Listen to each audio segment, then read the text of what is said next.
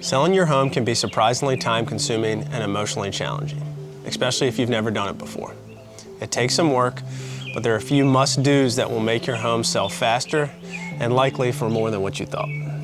First, in partnership with your agent, create a punch list of all the unfinished projects and work that need to be completed and get it done.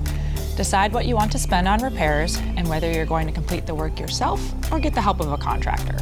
Next, work with your agent to come up with a good strategy to price your home correctly and at the right time.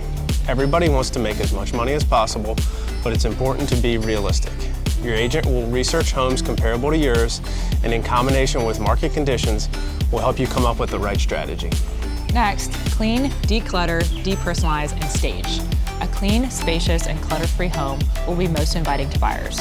Remove any items that personalize the home, photos, mail, personal papers, etc., so you can present a blank slate to buyers so they can see themselves living there.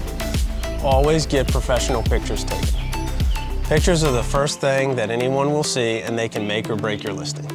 Lastly, be accommodating to buyers. In this crazy market, it may even be best to leave town for the weekend to allow buyers more flexible times. Accept any and all showing requests, and when you can, leave the place spotless.